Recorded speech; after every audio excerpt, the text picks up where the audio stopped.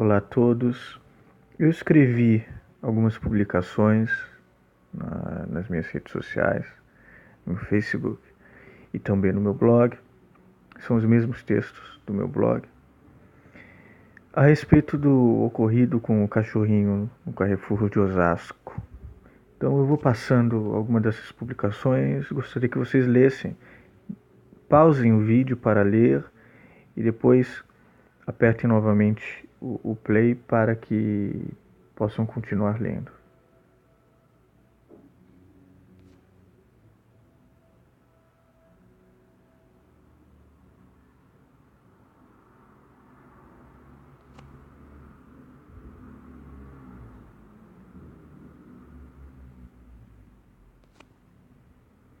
E aqui, além do cachorrinho, também falo da notícia de um boi que acabou morrendo, que escapou do confinamento e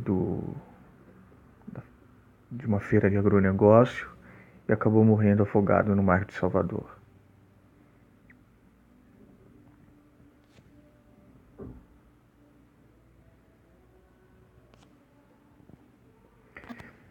Bom, em relação ao boi, isso saiu também em vários noticiários, como vocês podem ver. Se eu não me engano, a matéria mesmo do jornal o Globo, né?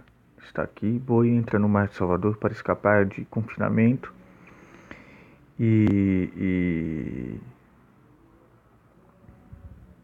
morre afogado, né? Uma história assim incrível, praticamente surreal. Mas eu dei a minha opinião naquele outro texto. Vou deixar o link dessa matéria aí. A respeito do cachorrinho no Carrefour, né, o Manchinha, é importante que ontem o agressor, o segurança agressor, confirmou que atacou o cachorro e disse estar arrependido. Confessou à polícia ter golpeado o animal com uma barra metálica, mas se disse arrependido. Em depoimento prestado nesta quinta-feira, dia 6, na Delegacia do Meio Ambiente, ele afirmou que não percebeu que havia ferido o animal e só teria se dado conta quando viu sangue no chão. Também disse ter buscado ajuda e ligado para o centro de zoonoses do seu celular pessoal. O Estado apurou que o homem esteve na delegacia acompanhado de um advogado. Ele relatou que estaria muito assustado com a repercussão do caso e que não pretendia causar a morte do cachorro. É interessante, né? Não sei se vocês tiveram a oportunidade de ver o vídeo, mas ele ataca o cachorro com uma barra de metal. Não só enxotou o cachorro, como fez isso. Ele relatou que estaria muito assustado com a repercussão do caso e que não pretendia causar a morte do cachorro. Foi indiciado pelo artigo 32 da Lei de Crimes Ambientais por praticar abuso, maus tratos, ferir ou mutilar animais. A pena prevista é de 3 meses a 1 ano de prisão, além de multa, que pode ser aumentada em até 1/3 por causa da morte do animal. Segurança foi dispensada após o depoimento. Ele vai responder em liberdade porque o crime é considerado de baixo potencial ofensivo. Em nota, a Secretaria da Segurança... Mas o interessante, o que eu digo das minhas publicações, é o de que as cidades, no geral, e aí os políticos, junto com ONGs, façam políticas públicas para esses supermercados, não só o Carrefour, mas lojas, etc., terem uma nova política, um novo tipo de tratamento com os animais que circundam esses lugares e que estão em situação de rua, que possam dirigir esses animais para lugares que sejam confortáveis e seguros para adoção. Em nota, a Secretaria da Segurança Pública afirmou que o caso ainda é investigado. Policiais analisam imagens de câmeras de segurança do local e colhem oitivas de testemunhas, como a veterinária do Centro de Zoonoses de Osasco, que atendeu o animal, e o segurança do estabelecimento. Porém, mais detalhes não podem ser passados para não atrapalhar as investigações. Portanto, novos desfechos vão vir dias depois de eu ter publicado já este vídeo. Hemorragia. O deputado estadual Fernando Capês, defensor da causa animal, esteve nesta quinta no Centro de Zoonoses de Osasco, acompanhado pela ativista Luísa Mel. Foi ela quem publicou os vídeos da delegacia, os vídeos da câmera de segurança que mostram a agressão e até um possível envenenamento, o que é difícil de ser dito porque o animal foi cremado, né, pelas zoonoses, que é um procedimento padrão. E foi informado, né, foi a Luísa Mel, ativista pelas causas animais, quem divulgou as imagens das câmeras de segurança e da agressão, né? Ela sempre indignada com isso e tal, e todos nós ficamos indignados. A não ser que seja um psicopata, né? E foram informados de que o cachorro teria vomitado sangue durante a viagem de carro entre o Carrefour e a repartição municipal. Essa hemorragia, né, disse o Fernando Capesa, é compatível com trauma, mas também poderia ter sido causada por envenenamento. Mas infelizmente não há laudo. Para Capesa, a forma como o cachorro foi capturado pela equipe das zoonoses pode ter agravado o quadro do animal. Eles usaram enforcador, cabo com corda na ponta, e deram trancos, o que pode ter acelerado a morte dele, diz. Conforme o deputado, dificilmente o autor das agressões, ou possíveis mandantes, serão punidos com algum rigor. A pena, diz ele, é branda demais porque é considerado crime de menor potencial ofensivo. Hoje é impossível, por exemplo, que alguém vá preso por isso. Segundo o parlamentar, um projeto de lei, PL 470 de 2018, do senador Randolfo Rodrigues, da Rede, um grande senador, aliás, deverá ser votado na próxima terça-feira, dia 11, no Senado, aumentando a pena atual para de 1 a 3 anos de prisão. Se aprovada, a lei terá de passar ainda pela Câmara dos Deputados. A Prefeitura de Osasco nega que tenha havido excesso dos funcionários do Departamento de Fauna e Bem-Estar Animal, zoonoses, que fizeram a captura do cachorro. Segundo o município, o manejo foi realizado por um oficial de controle animal qualificado e o cão foi encaminhado ao departamento para atendimento emergencial, mas morreu apesar de ser tratado. De acordo com a Prefeitura, o atendimento aconteceu no dia 28 de novembro, mas somente no dia 1º de dezembro houve a denúncia de maus-tratos e foi iniciada a apuração do caso, com a solicitação de inquérito policial. Carrefour. O Estado, o Estadão, solicitou entrevista com o representante do Carrefour. Entre as questões enviadas por e-mail, a reportagem perguntou se houve ordem superior para que o segurança usasse de todos os meios para retirar o cachorro da loja. Via assessoria de imprensa, o Carrefour apenas repetiu a nota oficial que já havia distribuído, em que reconhece o grave problema ocorrido na loja de Osasco e que não vai se eximir de sua responsabilidade. Em condição de anonimato, um supervisor da loja de Osasco disse ao Estado que o segurança só agiu porque um cliente reclamou da presença do cachorro no estabelecimento. Relatou ainda que o cãozinho havia mais de uma semana no local e era alimentado por alguns funcionários no lado de fora da loja, sem que fosse molestado. Desde o início, segundo ele, o Centro de Zoonoses de Osasco foi acionado para retirar o cachorro do local, mas a equipe só teria comparecido depois que houve a agressão. O segurança terceirizado foi desligado da equipe. Os funcionários usaram um enforcador para conter o cachorro, que acabou desmaiando nessa ação. O supervisor afirmou que não havia qualquer vistoria prevista na loja naquele dia ou nos dias seguintes, como foi publicado em redes sociais. Pois é, uma série de irregularidades. E é preciso mudar. Não trarão de volta esse cachorrinho, mas podem poupar a vida de vários outros. Em relação ao boi de Salvador, é outra história assim que me comoveu, porque chega a ser literária, cinematográfica. Inclusive, daqui a pouco talvez eu leia alguns trechos dos textos que eu coloquei no início deste vídeo, porque eu falo que esses dois casos me lembraram Filosofia de Deleuze, me lembraram um conto do Rosa, daqui a pouco eu vou citar qual é, e o Vidas Secas do Graciliano Ramos. E o boi é o Itapuã, que era da raça Nelore, tinha 3 anos e pesava 600 quilos. Escapou de uma exibição de agronegócios, vagou por 5 dias na capital e terminou na praia e na internet. Vejam coisa de louco, né? Itapuã tinha 3 anos quando saiu pela primeira vez de casa no dia 24 de novembro, para nunca mais voltar. Entrou na carroceria escura de um caminhão com o irmão Ibicuí e outros 5 rumo à capital. Foram 2 horas de viagem até Salvador, e só o percurso já havia sido uma mudança brutal na rotina de Itapuã, criado solto no pasto da fazenda Gameleira, no recôncavo baiano. Tanto que, fim do périplo de caminhão, ele fugiu.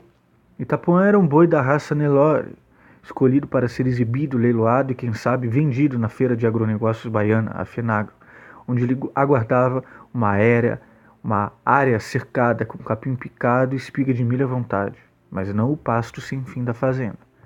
Ante o espaço cercado que lhe cabia, Itapuã, de assustado, correu. Correu tanto que sumiu.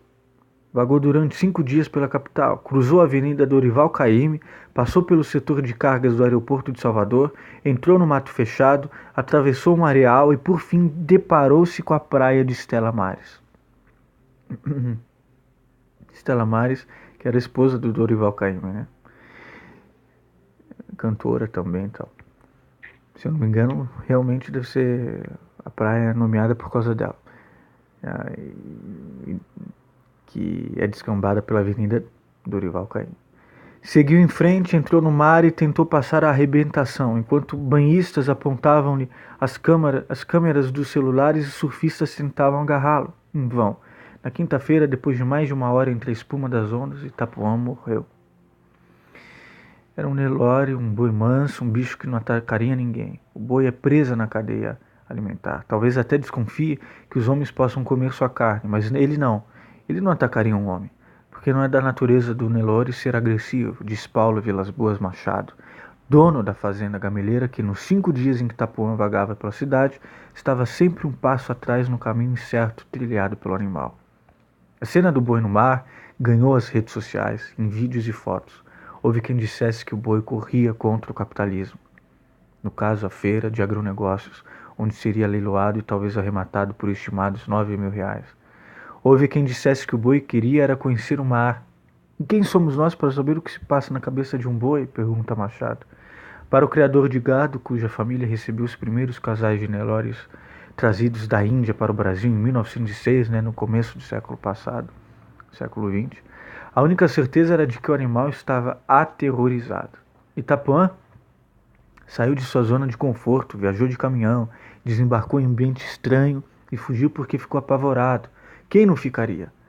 O boi é um animal gregário. Itapuã ficou de sábado, dia 24 de novembro, a quinta-feira, dia 29, quando morreu, sozinho.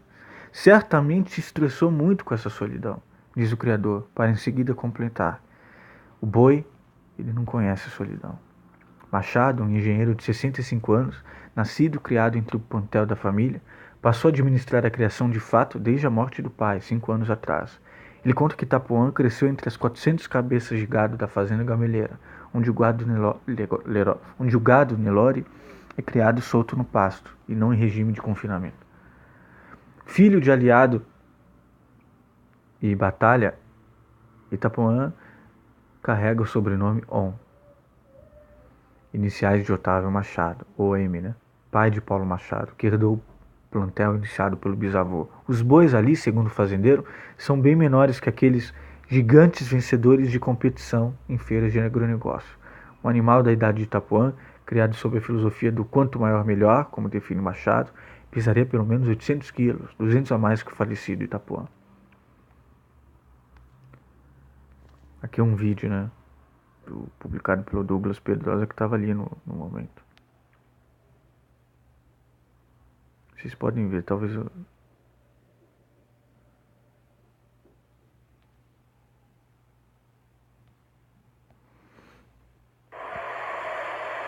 Aí galera, o sereio apareceu aí na praia hoje. Eu não vou mostrar os vídeos. O sereio apareceu. Ele veio nadando, é o fim do mistério. Fim do mistério. Olha só, totalmente aturdido. E as pessoas também com medo de chegarem perto. Então, não vou mostrar as câmeras do ataque do cachorrinho do Manchinha no Carrefour de Osasco, não. Que é algo que me enche de tristeza e raiva. Bom, antes da ida para Salvador, por serem criados soltos, Itapuã e seus 5 companheiros de viagem passaram por uma espécie de treinamento. Foram 60 dias em regime de confinamento incompleto, em que os bois dividem-se entre o pasto à noite e o coxo durante o dia, para se adaptarem ao espaço fechado de uma feira de negócios. Nós selecionamos os bois que vão para a feira e já escolhemos os mais mansos entre esses animais que já são mansos. Os selecionados passam por esse preparo para a exposição e Itapuã, claro, cumpriu a regra. Mas o que eu posso dizer? Desde que pisou em Salvador, esse boi só fez querer fugir, lamenta Machado. Quando chegou à capital, no sábado do dia 24, Itapuã viu o cercado em que ficaria e desatou a correr. Parou só quando estava fora do parque de exposições e esparramou seus 600 quilos num gramado. Quiseram mandar-lhe 2 fêmeas para atrair sua atenção. O tratador chamou. O criador tentou. O veterinário veio. Itapuã seguiu deitado. Foi só quando lhe apontaram uma espingarda com um dardo de sedativo que correu. Então vagou por 5 dias pela cidade. O criador se disse apavorado desde o primeiro minuto. Recebia ligações sobre o paradeiro do bicho e saía em disparada com o veterinário ou com um grupo de cavaleiros, ou ainda levando outros bois para que Itapuã se sentisse mais seguro. Nessas ocasiões, o animal era visto de relance e logo sumia. Recebia até telefonemas maldosos, dizendo que ele tinha cruzado a Avenida Dorival Caymmi e entrado num bar, conta o criador. Quando soube que o animal estava no mar, Machado pegou o carro e foi à casa do veterinário para trazê-lo à praia de Estela Maris. Ficou preso no trânsito e quando chegou, viu o bicho já boiando na água. Foi uma dor e também um alívio. Eu sabia que ele tinha passado 5 dias em desespero e eu também, sempre no encalço dele, sabendo do sofrimento do animal e temendo que, por exemplo, ele cruzasse uma avenida e causasse um acidente. Itapuã era um Nelore de ótima genética, uma marca da raça naquela região da Bahia. Segundo Luiz Antônio Josaquian, superintendente da Associação Brasileira dos Criadores de Zebu, a PCZ, embora em número o rebanho no recôncavo baiano seja pouco expressivo, a concentração de Nelores se dá no centro-oeste, com tendências de crescimento para a região norte do país. Plantéis como o da família Machado preservam genes ancestrais. São criatórios expressivos pela qualidade genética. Houve um cuidado no cruzamento desses animais e são de uma ótima linhagem, diz Josaquian, para em seguida se referir ao finado Itapuã. É uma tragédia perder um animal de tal qualidade.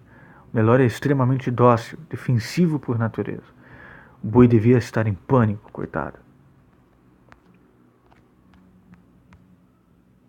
De fato, um boi correndo por sua liberdade. E são notícias realmente impactantes, que nos impactam pela vulnerabilidade desses animais. Né? Me pediram opiniões e eu dei opiniões, comentários psicossociais, políticos. Foram esses que eu pude escrever. Talvez eu seja melhor escrevendo nessas situações do que falando. O caso do 4 de dezembro escrevi que o caso do cachorro no Carrefour de Osasco, apelidado de Manchinha e considerado um mascote pela região, cortou meu coração, como de muita gente. Procuro não ver essas coisas, tenho muita sensibilidade, por isso nem assisto TV. Sobretudo programas e notícias de crimes contra animais e seres humanos. Sim, lembrem-se dos animais, mas não se esqueçam dos seres humanos também em péssimas condições cotidianas, sem teto e sem comida, ou vítimas de crimes ou preconceitos, ameaçados por certos governos ultraneoliberais e extremistas. Né? E que as ONGs cobrem, e as lojas, os supermercados e as redes e qualquer estabelecimento de rua possam adotar uma nova política para tratar esses animais, de fato. Né? Isso vai beneficiar a população e os próprios animais de rua.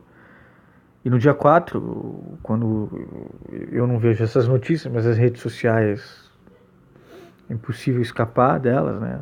Todo momento pessoas compartilhando, comentando. Fui me agarrar na minha gatinha e enchê-la de amor. Para cada caso como esse, há milhares de outros de amor. É o que eu posso fazer. Aliás, agora ela está dormindo que nem um bebê aqui do meu lado. E vem no meu colo. Neste outro texto eu escrevo: por que nos sensibilizamos com o cachorrinho do Carrefour? Porque talvez justamente transferimos a vulnerabilidade desses animais, né? E de pessoas e famílias inteiras voltando a viver sem teto nas ruas de nossas cidades, crianças sem futuro e sem presente de volta aos sinais, enormes prédios bairristas emuralhados que parecem shoppings, enquanto os serviços públicos de educação, saúde e cultura mingam ao redor, ruralistas querendo lucrar contra o meio ambiente e os índios, mega empresários escravagistas querendo lucrar por cima de uma massa inteira na informalidade, sem garantias, direitos, muitas vezes sem nem ao menos o salário mínimo indecente e obsceno. E um despresidente eleito, né, abertamente conivente com esse massacre todo, que aliás pesca em reserva ambiental, apoia rodeios, apoia a caça sanguinária de animais. Seu guru, o descolarizado e débil Olavo de Carvalho, tem fotos nojentas com ursos mortos que ele e colegas mataram por pura diversão nos Estados Unidos. O filósofo sul-coreano radicado alemão Byung-Chul Han, tem vídeo meu no YouTube sobre ele, identificou bem que o capitalismo neoliberal é tão atroz que nos faz sentirmos culpados do nosso fracasso e ao invés de nos transformar em revolucionários para mudar o sistema, né, um sistema mais solidário, mais inclusivo, nos torna deprimidos e impotentes, com muito ideologismo empreendedorista e corporativista a respeito do individualismo e da autoajuda. Né? Você não foi capaz de prosperar. Gostem ou não, o descalabro urbano e socioeconômico ocorreu a partir do golpismo de 2016, sim, e vai piorar com Bolsonaro. Hoje, a maior parte de nós somos, neste momento, indefeso do cachorro. Estamos à mercê de governos extremistas, violentos e ultraneoliberais, de estados policialescos eleitos pela elite, mas também por pobres, que uma hora vão ter que acordar. E que a esquerda vai ter que interceder, vai ter que dialogar com essa gente. O fato do segurança que o atacou ser negro e terceirizado também é simbólico. Faz lembrar a opressão do oprimido, de que falava Paulo Freire. Mudança já. E ontem, né? Esse texto é do dia 5 e do dia 4, onde começou a pipocar a notícia do cachorrinho, foi quando eu escrevi. No dia 5, escrevi sobre isso. E ontem, poucos dias depois da notícia excessivamente cruel do abandonado cachorrinho de rua no Carrefour de Osasco, escorraçado e atacado feito um morador de rua pelo segurança negro e terceirizado, acho importante dizer isso. Logicamente, mandado, né? Foi mandado fazer isso, mas ele próprio fazendo, enfim, não querendo perder emprego, mas cúmplice, responsável e vítima da própria crueldade, nos deparamos com a notícia absurda, surrealista, de um boi que fugiu de confinamento, escapou da feira de agronegócio onde seria leiloado por cerca de R$9.000 e vagando solitário por 5 dias, descambou na praia, entrou no mar de Salvador e morreu afogado. Na praia Estela Maris, né? Vindo da Avenida Dorival Caymmi. Tudo muito simbólico sobre o nosso tempo, mundo e país. 2 mártires. O cachorrinho, o boi e tantos outros. Né? Me lembrou um conto belíssimo do Guimarães Rosa, Sequência. Recomendo que vocês leiam.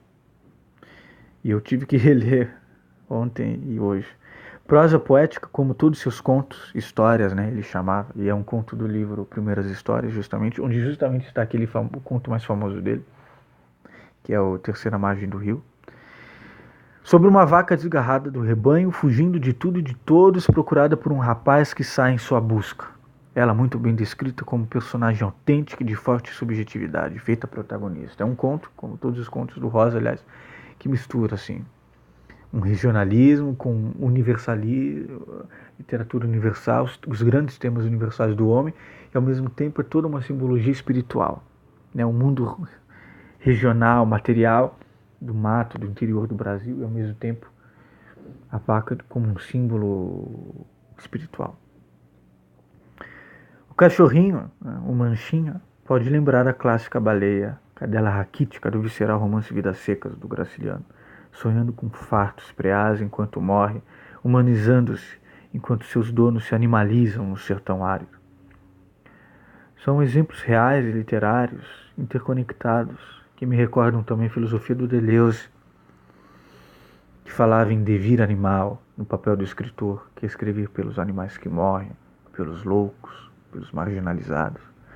Nesses estertores do finado desgoverno Temer, e diante do emergente putrefato desgoverno Bolsonaro, além de tantas outras conjecturas pelo mundo afora, isto é, Diante de governos capitalistas neoliberais tardios, extremistas de direita, que massacram o nosso cotidiano, cidades e pessoas abandonadas, precarização da vida e da existência, ameaças de morte pela fome, pela pobreza, pela violência, pelo dinheiro, pelo estresse, concentração de riqueza ao invés de distribuição de renda, a questão do meio ambiente, de mudanças climáticas neste planeta Terra, necessidade urgente de grandes transformações de paradigmas ou de uma linha de fuga, outro conceito deleuziano que eu tratarei num vídeo aqui no meu canal e em vários textos eu trato esse conceito de linha de fuga. Percebe-se que até os animais, como nós, estão no limite, querem paz e liberdade.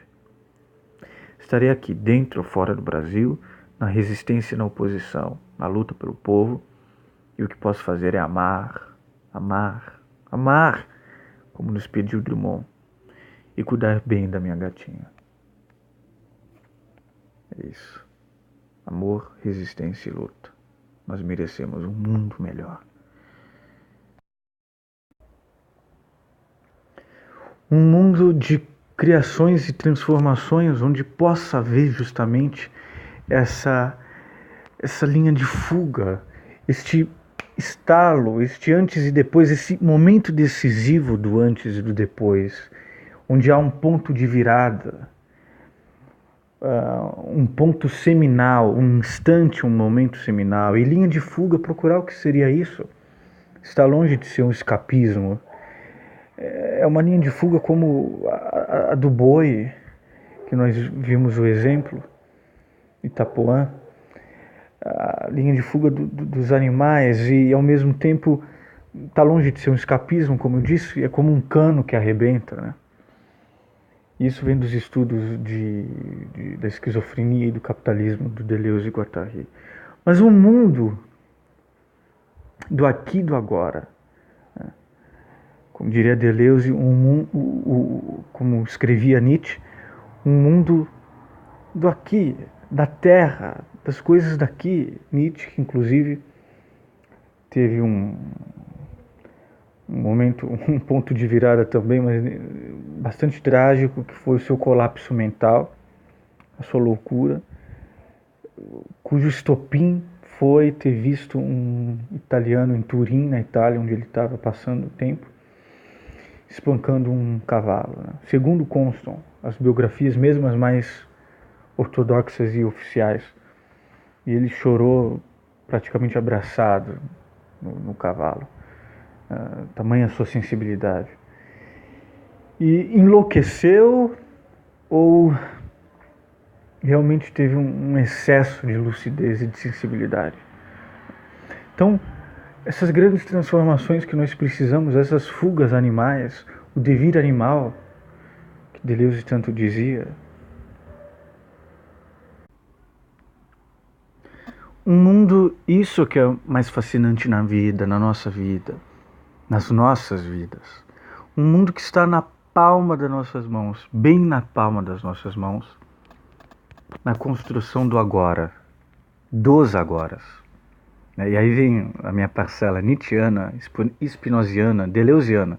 Não é um mundo melhor no além, no futuro, depois do capitalismo, depois de tais governos, ano que vem, um mundo melhor num céu, numa ideia de céu, um mundo melhor depois da vida, depois da morte, um mundo não, é um mundo melhor no aqui e no agora, bem na palma das nossas mãos, na construção, na criação do agora, dos agoras, no nosso trato conosco mesmo, no nosso trato e respeito com os animais, com os seres humanos, com todas as formas da natureza, do planeta. É possível, é possível.